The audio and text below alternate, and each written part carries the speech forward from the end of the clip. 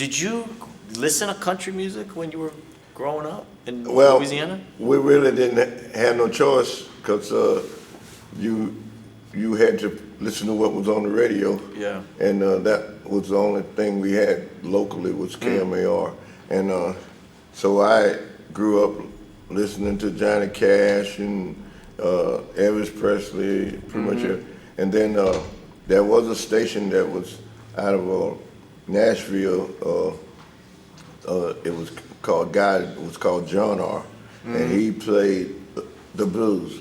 But my dad didn't allow us to listen to blues. So we only could do that when he was away from home, you know, like if they went to town or something, my older brothers would turn the radio on and put it on the blues station.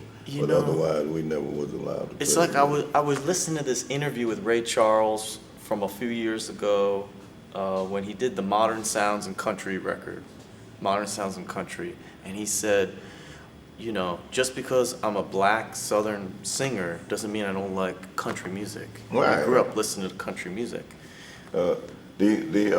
I've always just had a hunger for entertainment, more or less. So, and so whether it was B.B. King or Bobby Brown, anything, if it was music, like the Beagles, I used to watch the cartoon and they'd be running from the girls and stuff. And I always said if I was going to grow up and I was going to learn how to play guitar and sing like that, but I wasn't going to run from the girls. No, I was going to let them catch me and see what they do. Oh, you know? yes. But that's not true. Sometimes I see why they were running. Oh, they don't run from you. They don't run from Robert Finley. I've been to your shows. I see they're running to you. Boys and girls, we are sitting here with my good pal from Louisiana, my good pal Robert Finley. We are here at the City Winery in Philadelphia. Robert, is this your first time in Philly? I don't think so. I'm not sure because at that time when I was traveling, I was my sight was a lot worse than it is now. So all I knew is I would just go wherever they took me, and I was hungry for the noise, the roaring of the crowd. Seemed like that would energize you, you know, and then you looked like you got 2 hours to sing, but then it seems like a long time when you before the show, and then at the end of the show, it's like you didn't have enough time. I know. You don't know where the energy comes from, but well, that's the mark of a great entertainer, which is what you are. I have seen you on stage. We just did the Pilgrimage Festival together, and they have all these bands with kids that are in their 20s, and you just blew everybody off the stage. You know, you have a song, you have a lot of songs I love, but the age don't mean a damn thing. There you go. I think you should start putting the word damn. Well, my daughter do that sometime when we you know, depends on where we at, and we got how you say comfortable with it now to where we can kind of ad-lib and do things and not worry about it or if it would, you know, come in on time or not. Well, I promise you in Philly, they can handle the word damn. They can handle a lot worse than damn. So you could let it rip tonight. So you grew up in northern Louisiana. It's the town called Winsboro. Right, born and raised in Winsboro. I've been in Winsboro. Oh, really? I drove through Louisiana this summer, and this is what I remember. I was in Winsboro for maybe 2.5 minutes. But is that where the Long family is from? The Huey Long, Earl Long, all the Longs. Yeah, I want to say that's correct. I'm not 100% sure because it may be a different family. Yeah. You know, a lot of families have the same last name. What I didn't see any music clubs. I didn't see theaters, cafes, anything. So growing up there, where would you perform? Like when you started to play music? When I first started playing music, the only place that I was allowed to play it was at the church anyway. And so when I grew up, for some reason at the age of 15, I felt like I was grown. And I wasn't a runaway. I was a walkaway, more or less. I just told my dad that I wasn't going back to school because at the time we had someone had broken into the principal's office and stole all the candy money and stole all the candy and the candy money and stuff. And they wouldn't have knew I was playing hooky from school if the principal hadn't sent for me to put another lock on the door. And so when they couldn't find me, that's when my dad knew that I had been playing hooky. Oh. But we had a heart-to-heart talk about it, and I was like, I can't stop you from disciplining me, but if the principal's supposed to be the smartest person at the school, but he coming to a 7th grader to put a lock on the door. I feel like something wrong ain't here. too much I can learn from these guys, Dad. You might as well let me go to work with you, So. And when you say go to work with you, because on your new record, Sharecropper's Son, you're talking a little bit about growing up as a sharecropper's son. Were you in the field with your dad? All through my childhood, when we moved off the farm, I was just turning 10 when we moved off the farm. I remember it well because, as a matter of fact, it hurt me to move off the farm because we were poor, but I didn't know it. I was like, I'd say the reason why I didn't know it because there were so many people in the neighborhood that had less than we did. So I thought maybe we were wealthy. Because there were never no hungry days. All of the days were, we had our field. We had more corn and we could eat, more peas we could eat. We were sharecroppers, so there was always plenty of food, and that was whether it was meat or vegetables, because my mom would cane all the summer so that we would have fresh vegetables all the winter.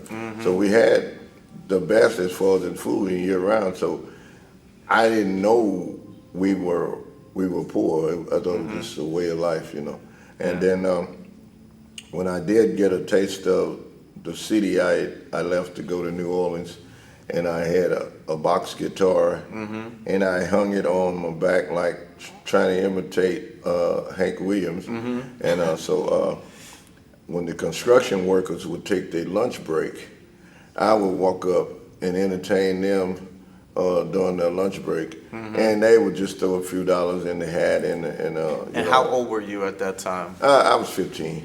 Wow. I was 15, yeah. But I made enough money going from construction site to construction site. And then the guy that used to drive the lunch truck that would come out, they would be looking for me to be there too, because everybody came to the lunch truck when I was there performing, and they bought food. And what kind of songs are you doing at that time? I was making up songs. I didn't really know any that I could actually play off the record that good. So I always made up my own songs, and I always tried to make up my own music. If something sounded good to me, I just would keep doing it and adding to it. My first song I wrote was called "Come Here, Boy," and the background was "Yassa Daddy, Yassa Daddy, Yassa Daddy," because I got a whooping for playing hooky, and my friends were teasing me. So if you really want your guys to quit teasing you, just don't let them know that it's getting under your belt. So when they would tease me and I get mad, everybody was teasing me. So when I start singing, I'd sing "Come Here, Boy, Yassa Daddy, Yassa Daddy." You remember the song? Yeah, I remember. Can you sing it a little? Come here, boy, Yassa Daddy, Yassa Daddy, Yassa Daddy. Come here, boy, Yassa Daddy, Yassa Daddy. Boy, I thought I told you to come here now. Yassa Daddy, Yassa Daddy. And then, why you wasn't at school? It was just a beat down. It was a good old fashioned beat down. What would be right now if my dad had to live in this day and age, he would probably been in prison because it was we consider child abuse now, or child endangerment, you know. But I'll tell you, man, it was. I have 8 siblings. Well, it was eight kids. I have 7 siblings, and those beat downs or those chastising, you didn't have to get them all the time. You just needed one good one. They stuck. And then they could shake the switch at you or shake the belt at you, and it gave you cold chills. So you knew then whatever you were doing, all Dad had to do was promise you a whooping. He didn't like beat us every day, but if he tell you I owe you one, and then you get in some more trouble, he say I owe you one. And you know, and when he do come up, you know, he think he owe you enough to, to whoop you. But the reason I say that, none of us out of all of my siblings, sisters and brothers, ever spent any time in prison or anything, and that discipline kept us on the right road. Now I got in a little trouble, you know, in the military and stuff, because there's a time when you had to be a man or a mouse, and if you're the weakest link, everybody picks on the weakest link. Everybody that wants to make a reputation for themselves, they're gonna fight the man that won't fight back. So you don't have to fight back, but one time when they find out you'll fight back, then nobody really bothers you anymore. Reason I said the children these days, you know, the bullying that goes on in school, and you know, the fear that it put in young kids' heart, you know what I'm saying, to be picked on and stuff. I know about all that too, because I was laughed at because I went to school with holes in the knees of my pants, but it was from crawling, picking cotton, because you're closer to the sack and it's easier to pull it when the sack is straightened out than it was standing up. And so that was the part that I don't like about it. That's why I said when I pass by a cotton field, I get a little backache or something, you know, just go down memory lane. Yeah. But yeah, I grew up as a sharecropper son, and the greatest part of mine, I always quote, the good Lord blessed me to come from the cotton field all the way to Beverly Hills. So I went from the valley to the mountaintop. You know? Oh, I mean, listen, you know, we have the gift of your music now, and I feel like you haven't even begun. You haven't peaked yet. You're just getting started. But tell me, when you're playing in New Orleans, like on the street, you're busking, what was your dream? Did you want to have a band? Did you want to be on TV? Did you want to be on the radio? Or was that enough at that time? No, that was always, because during the same time I was walking the streets playing the guitar to anybody that would listen. The Jackson 5 were hot and red. Yeah. And so I wanted that attention, and I always just believed if I got in the right place at the right time, that it would happen, you know. And people tell me like, you were 63 years old before you were acknowledged, you know, as a blues artist, but been playing music all my life since I was 10 years old. It's all about being in the right place at the right time. But if you don't put it out there, you will never be, you know, you'll never be recognized or never be noticed if you give up on your dream. So that's what the song is about. Hold on to your dream, and because they do come true. I mean, you're like a living embodiment of that idea of don't ever stop believing in yourself. Right. Because it may take a long time, but you're going to get to time where coming, you deserve to be. Tell me about Arkansas, you know, on this particular night that in some ways changed your life. Well, I was actually busting in Helena at the King Biscuit Festival. And well, actually, I wasn't supposed to bus because you had to have a permit to Yeah. burst, and you need to, you have to get it so many months in advance. But I heard that they were having a jam session, and basically the jam session that Thursday was just to test all the equipment to make sure that it was working. So you didn't have to be on the list, and you didn't have to be anything just to play in the jam session. So I found out who was in charge of the stage, and I walked up to the young man, and after I finally found out who he was, and I spoke to him. I said, "Hey, I know you don't know me, and I don't know you." I said, "But I sure like to rock this crowd." And he was like, "What do you mean rock the crowd?" I said, "Man, I like to jam up here on this stage." And he asked me, "What did I do?" And I said, "Well, I play guitar and sing."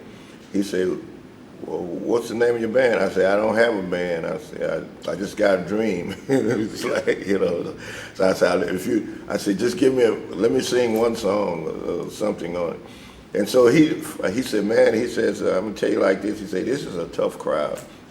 He says, "Now, either you're gonna be discovered or you're gonna be the laughing stock of the festival. You're gonna hit or you're gonna bomb." And I was like, "Okay." I said, "Well, just give me a shot." So he did tell me, he said, "If you come back, when you hear the music stop," he said, "we're gonna do 1, 2 songs, and when you hear the music stop," he said, "you come back." So I went back, and I'm rolling all my little stuff up on the stage, and he said, "Nah, you don't need all of that. Just give me your cord and I'll plug your guitar in." And so he says, "Who playing with you?" I said, "I have to play by myself." I said, "'Cause I'm afraid that," I said, "nobody knows me, nobody knows my music." I say, "So I got to do it by myself." I said, "'Cause I might not get but this one chance." And so he got up and said to the audience, to the people, really wasn't nobody out there, he just said it on the microphone. He said, "Man, we got a young man here named Robert Finley. He gonna play y'all little music right quick before the jam session start." And that was pretty much all he said, because he didn't know anything about me either. And I got up and I started to sing that Delta blues, and I sung it like it was my last chance in the world to sing it. And people started coming. And the next thing, what was an empty parking lot, people was everywhere, and by the time I couldn't see that good, but I could see the motions of people just started coming. And at the end of the song, then I heard that roar of the crowd. And it was like, and I looked around at him, and he motioned to me, that says, "Sing another one." And so I sung another one, and by that time the crowd had got humongous, and he was like, "Okay, sing one more." And he asked the people, did they want me to do one more, and they got wild. And we did that one more, and then they was still wanting more, and then I was like, and it was a solo act, so finally he just told me, he said, "Well, will you come back and jam with some of these band members?" And I was saying, "Yeah, I would love to." And so by that time, every musician on the park was willing to play with me, but at the beginning, nobody wanted to get up there and make a ass out themselves with, this country boy. Don't know what he gonna come out with or what. But by the end of the day, everybody wanted to play with me.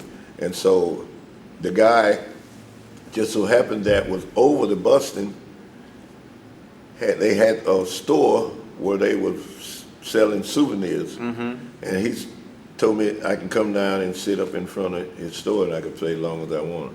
So I actually played from 10 o'clock that morning up until they closed that night.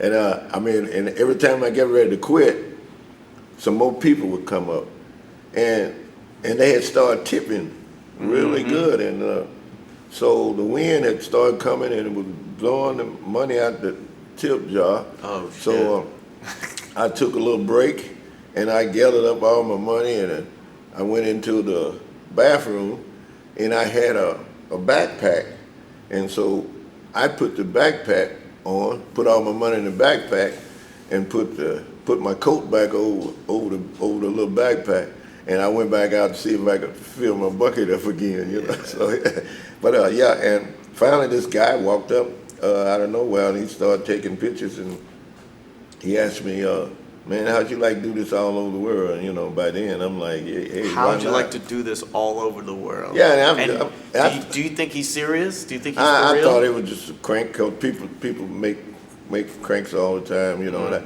I didn't think I'd ever hear from him again. But when they did call me, I was like, it was the Music Maker Relief Foundation, and when they did call me, they asked me or could they come to Bernice and Your hometown. to where I was living at, and I was like, well, with so many scams going on and where I'm like, okay, how I know this is legit? I said, no, you send me a plane ticket, a round trip plane ticket, and I said, and I'll come to where you at. And he was like, you'll come? I said, yeah, if you send me a round trip plane ticket. I said, because that way anytime I get ready to leave, I can just catch me a Uber into the airport and I can go. I don't got to put up with this crap. But when I got there, I saw it was a legit business. You know, it was up and running, and I got to looking around at all the pictures of the legendary people that had been through there. You know, and all the people that they had stood behind. So it was like, okay, you can take your guards down for a while. You know? And so and then you do this record with my friend Scott Bomar, with Harold Grimes playing the drums. That first record. Yeah, age don't mean a thing. Age don't mean a damn thing. Yeah. That opened up the door. All of a sudden, everybody Right. said, "Who is this man, and where did he come from?" I happened to be I was overseas with the Music Maker Relief Foundation. We was on a tour, me and Albert and Lil Joe, you know, and, Robert Coburn, all of us was riding around together. And the old man that played the blues, I can't call his name right off the top, but he was, I'll think of it in a minute. I sure will mention. But so many names go through my head till, you know, I Me too. meet so many people. You know it's hard. what? It's all good. But I'm good with faces. If I ever see a face and get, you know, spend a little time around a person, I'll always remember them like that. But this guy asked me this. I got a phone call, and they said, the Black Keys is trying to get in touch with you. And I'm in the car overseas. Did you know who they were? Had Never you heard of of them? it. Okay. Never heard of it. And so they said, when you get back to the States, will you go to Nashville? And I'm like, yeah, I go. And I'm not gonna pass up an opportunity. And they were saying, man, if you get with these guys, all you gotta do is make this work, saying you gone. And I was like, yeah, right, you know. But when I went in the studio, it was so funny because Dan came out. He said, hi, I'm Dan Arbach. And I said, hi, I'm Robert Finley. And he just looked at me, because I had never heard of him. He had never heard of me till then, you know. Yeah. But they wanted me to do a murder battle. It's a book Oh. a comedy book. Yeah, a comic. Yeah. And they want me to sing 4 songs on it. And that's Okay. what they really was looking for me for. And it was the weirdest thing because Music Maker introduced me to Fat Possum's records. And then Fat Possum was the one that recommended me to Easy Eye Sound. Dan Auerbach, right. And which I always thought that record labels would be always competing or you know what I'm saying, out Yeah. the hard do each other. But the fact that 3 record labels all were interested in, and I was like, this has got to go somewhere because each one introduced me to the next one, and you know, kaboom. So when I got in there to do the 4 songs, we had 4 days. We was going to do 4 songs for the book. Dan, I couldn't read, so Dan would talk in my ear and tell me the words. And when he tell me the words, I would just holler it out. You know, they just played the music and I just holler it out. And I noticed a lot of promotion in the booth And I'm like, what's really going on? And they was, so I just stopped singing looking what's going on, because I don't know what's, and so they were like, come in here, play this back. And when they played some of it back, then they was talking about how, how much they liked it, and man, how you come in off the streets and just nail this stuff. And it was like, to me, I was just being natural, Right. and I didn't have no idea what they was hearing, like, because it was just me being me. I didn't think that, but I thought at first I thought they was laughing at me, because everybody was turning around and stomping and whatever. And I said, let me see what's going on with these guys. And so he called me and he says, man, we had 4 songs, 4 days. We did all 4 songs before lunch. Oh, wow. And we were through, and I got Let's 3 and make a an half more album. days in the studio. So Dan says to me, man, how would you like to make an album while you're here? Because you got 3 more days. And I was like, I said, yeah, well, everything was, this is my dream. I'm trying to live. So I agreed to it. And so he broke the songs down, and he got where he would get the band together and get the music together. Then he'd call me in, and but I would be listening to it while they going through it. I would be upstairs listening to the lyrics of it, trying to memorize it as much as I could. But he would tell me in my ear what to say next, and I just would blow it out hard as I could. And so we wound up doing about 14 songs over that 4 days. Well, you had 63 years to prepare. Yeah, that's the part where people say, well, why you don't feel like, they think I should feel like a disappointed or something because I get this old before my career finally takes off. But everything happened for a reason. Yeah. Now, 30, 40 years ago, I don't think may have even been mentally prepared to deal with the opportunities that's coming up. And if I had, I feel like something would have went wrong, because 30 years ago I wasn't thinking like I'm thinking now, And so now, at the age of 67, I can I think before I react, But You also think- musically, just your voice and the things you talk about in the songs and the way that you perform, there's something that I can tell that you've been performing a whole lifetime. Yeah, it's a lifetime Right. of trying anyway. But the thing is,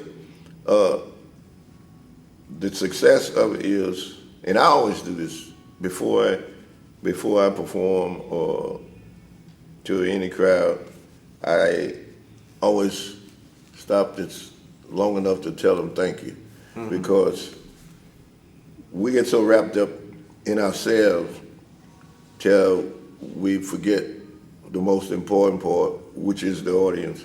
And the fans are the ones that buy records. And they're the ones that's going to decide, gonna have all the difference in whether you're number 1 or number 2, number 3 on the chart, or even if you make the chart. So you need them more than they need you. And because when I first started playing, I wasn't that good, and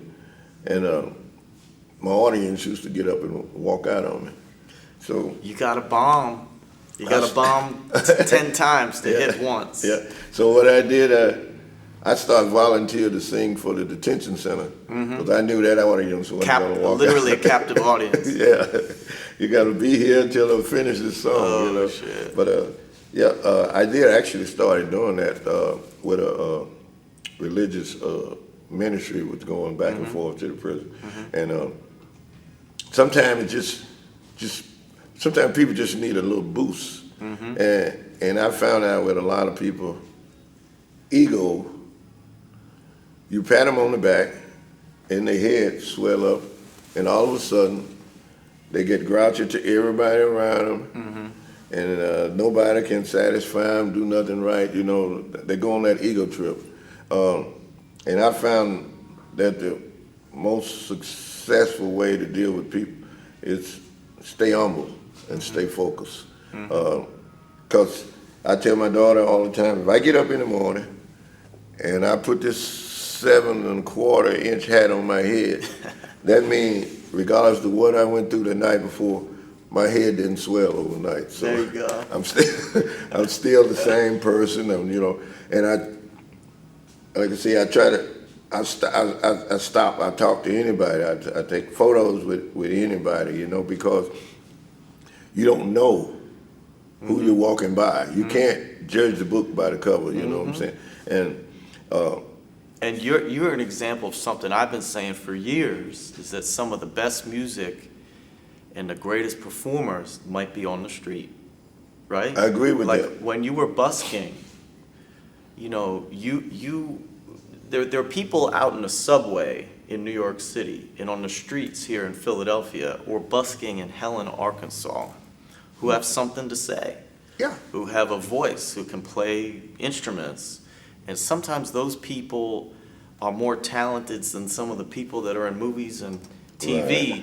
And I'm just so thankful that we get to see you on a higher level now. You know, we get to see you where you belong on TV. Speaking of that, what was your favorite moment of the America's Got Talent process? You know, I think the first night when I did Get It While You Can. Get it while you can. and Simon Cowell, he was like, and that's my guy. And once I felt like once all of the judges said what they had to say, and I knew then. I knew I had plenty more competition to go against, but if I didn't get gone, I didn't get kicked off the first night, then each night was easier and easier. I never were afraid of I never was nervous, or because the bigger the crowd, the more noise they make and the more energy you can absorb from them. So I wasn't afraid of anybody as far as being nervous. I was more excited, if anything, to finally get an opportunity to display the talent, the gifts to the world. And if you don't put it out there, nobody knows what you got to offer. So that's why I tell kids all the time, you know, you're not gonna be the best when you start off. In nothing in life, not even walking or running or everything. Everybody falls. No kid just come out his mama's arm and walk without falling. But it's that determination to get up and try it again. It's what keep you going. See, I lost my sight, and so I couldn't be a carpenter. Couldn't see good enough to tell the difference between a 3 and an 8 because it all came together. And so I had a pity party for just a little while, and didn't seem like nobody was feeling the pity but me. So I had to get up and dust myself off and go for something else. But I always had the love for music, and but I never had the right opportunity to display. And I was well known in the local churches. Okay. Yep. In the little local bars, but thank God now, thanks to social media and technology, you can be all over the world at one time. Where back when I was trying to get started, if you wanted to be known in New York, you had to go to New York. Sure. But I tell the kids in Bernice, people work all their lives and save their money up to get to go to Europe or go to France or go to Spain. And by staying focused on my dream, I get paid to go all these places that I always dreamed to go and never could afford to go. So the tables have completely turned. And that's why it's so important to me to pay attention and listen to other people, other musicians that are struggling, because I know the struggle and I've lived the struggle, and I see people even in the church, guys come in that sings. To me, they sound better than me. I'd rather hear them sing, but they haven't had the opportunity. And a lot of times when we do have the opportunity, we don't act on it. Right. You know, I've had guys say, I was playing the guitar and then my wife told me it was me or the guitar. Well, you know, I've had 2 wives and I still got a guitar. So that's another story. Well, you went on that TV show and you seized the moment. That's all I can say you made the most of those 2 minutes. And people were going to know your name by the end of that 2 minutes. And I want everybody that's watching this show right now, if you've never heard of Robert Finley, now you have. And I want you all to go check out the new record, Sharecropper's Son. Each record he does gets better. Every show he does gets better than the last one. You haven't even peaked yet. You haven't even begun to peak yet. I hope I get 10 more Robert Finley records. And if you're willing, could we do a song real quick? Sure, we'll do Sold Out on You, track 1, off of the new record, Sharecropper's Son. Just a little bit, maybe just a minute.